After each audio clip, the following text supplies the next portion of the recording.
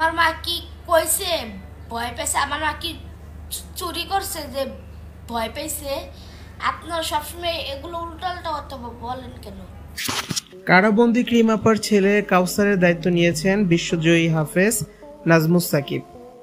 সামাজিক যোগাযোগ মাধ্যমে এ বিষয়টি তিনি নিজেই জানিয়েছেন।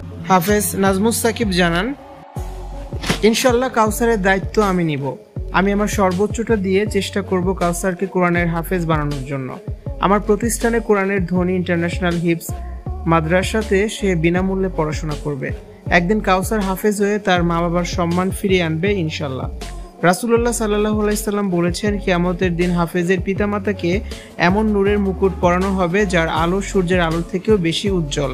তাদেরকে এমন পোশাক পরানো হবে যা দুনিয়ার সব কিছুর চেয়ে মূল্যবান, কারণ তাদের সন্তান কোরআনের হিফজ করেছে। আমি ক্রিম আপাকে চিনতাম না, কিন্তু আমি একাই 100 আন্দোলনের একজন সদস্য হিসেবে বিষয়টি জানতে পারি তিনি সন্তানদের উপর অমানবিক আচরণ করেছেন, হয়তো শয়তানের ধোঁকায় পড়ে।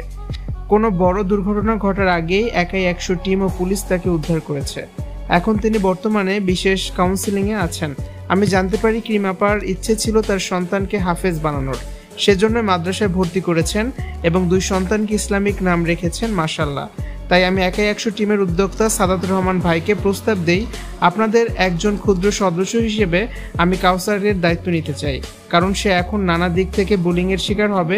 ইসলাম থেকে সরে আসতে শয়তানের প্রলোভন থাকবে। আমার কাছে থাকলে আমি তাকে পর্যবেক্ষণে রাখতে পারবো, তার মায়ের অসমাপ্ত ইচ্ছে পূরণে ভূমিকা রাখতে পারবো।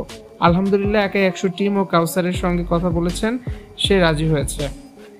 তিনি আরো বলেন, সবাইকে বলতে চাই, আপনারা যেদিন দেখেছেন যে জিম ও কাউসার দিনের পর দিন মানসিক ও শারীরিক নির্যাতনের শিকার, সেদিনও শুধু কমেন্টে বিচার চেয়েছেন। আজ আবার সবাই মন্তব্যে মুক্তি চাচ্ছেন।